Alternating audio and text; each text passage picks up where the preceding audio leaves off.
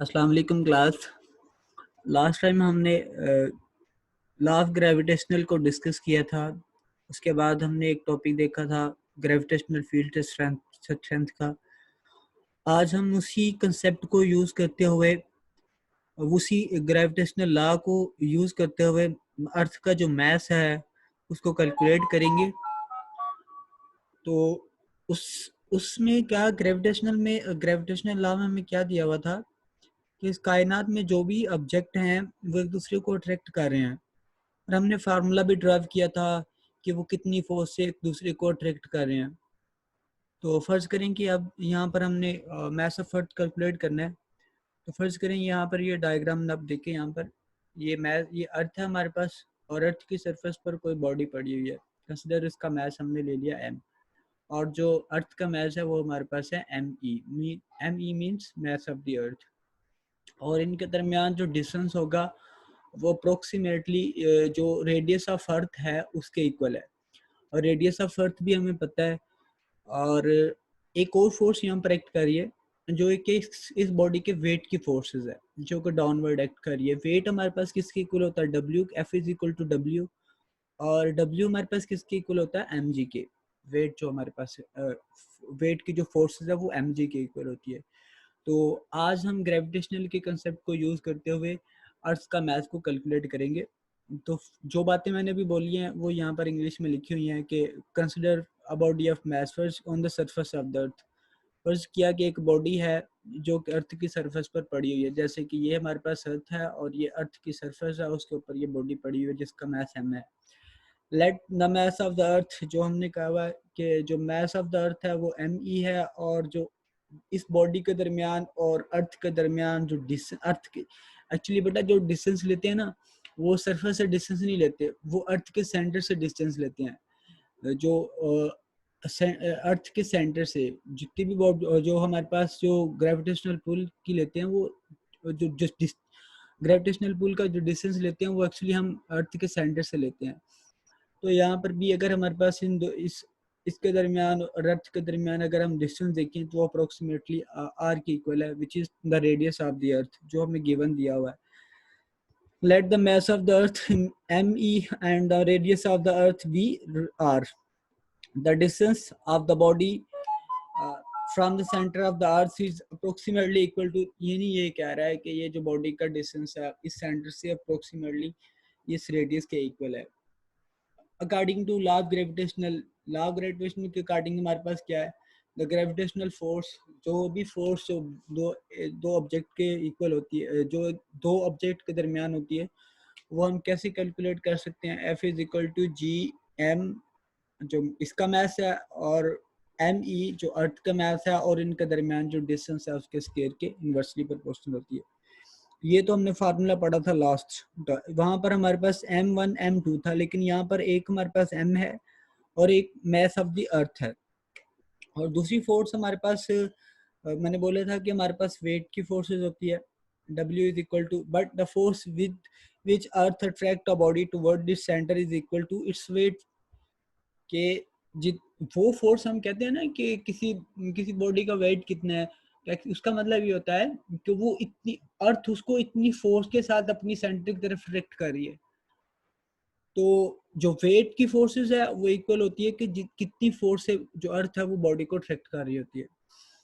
तो W is equal to F is equal to W is equal to mg। अब ये वाली wait की फोर्सेस और ये वाली फोर्सेस आपस में इक्वल होंगी। इक्वल इस कॉन्टेक्स्ट में हम ले रहे हैं, देखिए ना कि जो फोर्स है अर्थ के दरमियान और जो ऑब्जेक्ट कोई भी हम ऊपर को फेंके तो उसके दरमियान जो फोर्स होती है, उस सब्जेक्ट पर जो फोर्स लगती है toward the centre of the अर्थ, वो इक्वल होती है उस बॉडी के वेट के। जितना उसका वेट होगा उतनी ही फोर्स के साथ अट्रैक्ट उसको अपनी तरफ अट्रैक्ट करेगी, अपनी तरफ खींचेगी। अगर कोई बॉडी हमारे पास हैवी बॉडी है, अगर हम उसको ऊपर फेंकेंगे तो अर्थ उसको ज्यादा फोर्स से अपनी तरफ खींचेगी। अगर कम मैस की बॉडी को हम ऊपर की तरफ फेंकेंगे और अर्थ उसको कम फोर्स से अपनी तरफ खींचेगी। तो विच इज डिपेंड ऑन कि हमारे पास जो फोर्स ऑफ अट्रैक्शन है between earth and object on the masses of the body, इस बॉडी के मास पे डिपेंड करिए।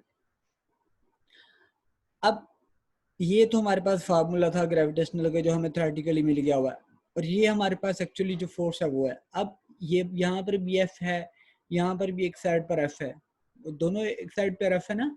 तो अगर इक्वेशन के हमारे पास दो साइड्स पर दोनों दो टर्म्स आपस में इक्वल हों तो उनकी जो अदर टर्म दूसरी साइड है वो भी आपस में इक्वल होती हैं। तो हम कंपेयर करेंगे तो ये M G is equal to, actually ये एफ इज किसके इक्वल, एम जी के। M G is equal to this, compare किया हमने, ये दोनों की एक साइड इक्वल थी तो इनकी दूसरी साइड भी आपस में इक्वल होंगी, तो हमने कंपेयर करके। अब यहाँ से एम एम से कैंसिल हो गया हमारे पास, यहाँ पर भी एम है, और रिमेनिंग हमारे पास क्या रह गया, G is equal to G M E over R square, ठीक है, आर स्क्वायर। अब अगर हमने यहाँ पर एम ई की वैल्यू को फाइंड करना है, मास of the earth find out करना है, तो हम क्या करेंगे, यहाँ से अरेंज करेंगे फॉर्मूले को। ये हमारे पास आर स्क्वायर यहाँ पर क्या हो रहा है, डिवाइड हो रहा है, इधर आके हमारे पास क्या हो जाएगा, मल्टीप्लाई। तो ये आर स्क्वायर इधर आके मल्टी, ये जी हमारे पास यहाँ पर मल्टीप्लाई हो रहा है, इधर आके हमारे पास क्या हो जाएगा, डिवाइड। तो क्या ये एम इधर रह जाएगा हमारे पास, एम ई थोड़ा सा हमने इसको अरेंज किया, M E is equal to R square G over small G और कैपिटल जी। ये हमारे पास जी ड्यू टू ग्रेविटी है, ये हमारे पास ग्रेविटेशनल कांस्टेंट है, इसकी वैल्यू कभी भी चेंज नहीं होती। इस स्मॉल जी की वैल्यू चेंज होती है विद एप्टीट्यूड, हाइट जैसे जैसे इंक्रीज करती जाती है। मरी में इसकी वैल्यू और है, कराची में इसकी वैल्यू और है, मतलब कि ये जी इस ये जो हमारे पास स्मॉल जी है इसकी वैल्यू डिपेंड करेगी on height from the surface of the अर्थ। तो ये नेक्स्ट हमारे पास टॉपिक आएगा कि जी की value, variation in G with altitude, तो हम नेक्स्ट देखेंगे। अभी हमारे पास ये आ गया, ये एम ई। अब यहाँ पर हम वैल्यूज पुट करेंगे, रेडियस हमें दिया आता है अर्थ का रेडियस 6.40 की 6 मीटर हमारे पास रेडियस है, उसका स्क्वायर है वो लिया, और जी की वैल्यू हमारे पास 10 है, और इस जी की वैल्यू जो हमारे पास ग्रेविटेशनल कांस्टेंट है इसकी वैल्यू मैंने आपको तभी कहा था जब हम पढ़ रहे थे कि इसको अच्छे से आप लोग याद कर लेना। ये एमसीक्यूज में भी आती है, और वैसे भी न्यूमेरिकल में भी यूजुअली आपको ये वैल्यू इंटर करनी पड़ती है। 6 × 6 7 3 की पावर -11 न्यूटन मीटर स्क्वायर पर किलोग्राम स्क्वायर है ये हमारे पास आ गई।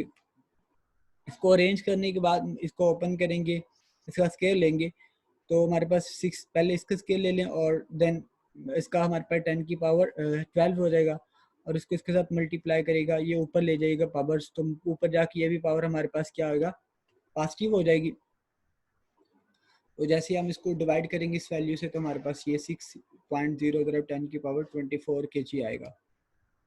थोड़ा सा जैसे रीअरेंज करना पड़ेगा आपको, कैलकुलेशन में कुछ भी नहीं है। ये 12 हमारे पास 12 और जो हमारे पास 11 है ये हमारे पास 23 आएगा, लेकिन यहाँ पर हमारे पास 0 आ रहा होगा, तो उसको हम करेंगे साइंटिफिक नोटेशन करेंगे तो हमारे पास 10 की पावर 24 ही हो जाएगा। और मैथ्स का जो यूनिट है वो हमारे पास किलोग्राम है, तो हमने वही लिख दिया। 10 मैस ऑफ द अर्थ, ये वैल्यू बेटा आपने याद रखनी है, एमसीक्यूज में पूछ लेता है कि जो अर्थ का मैस है उसकी कितना मैस है, तो 6.00 10 की पावर 24 kg अर्थ का मैस है। अर्थ का रेडियस भी आपने याद रखना, 6.4 10 की पावर 6 मीटर। और जो नेक्स्ट हमारे पास टॉपिक है variation of G, variation of G, यहाँ पर स्मॉल जी है, कैपिटल जी नहीं है, क्योंकि कैपिटल जी की वैल्यू कभी भी चेंज नहीं होती। ये हमने डिफरेंस पढ़ने भी है कि हमारे पास स्मॉल जी और कैपिटल जी में क्या डिफरेंस है। तो यहाँ पर वेरिएशन ऑफ स्मॉल जी है with aptitude not with by cap, यहाँ पर कैपिटल जी उसने मिस्टेक से, गलत बुक में मिस्टेक से लिख दिया हुआ। इंशाल्लाह नेक्स्ट देखेंगे हम ये वाला टॉपिक 5.3। तब तक ले बेटा अल्लाह हाफिज़, थैंक यू सो मच। और बेटा इसमें जो नेक्स्ट टॉपिक आएगा उसमें हमने ये वाली जो इक्वेशन है 5.6 इसको यूज़ करना है, तो आपने इसको भी मेमोराइज कर लेना अच्छे से। ये आपने सारी की सारी कैलकुलेशन एक बार प्रैक्टिस कीजिएगा, अदरवाइज ये भूल जाएगी आपको, तो ये वाली वैल्यू भी हम यूज़ करेंगे। थैंक यू सो मच बेटा।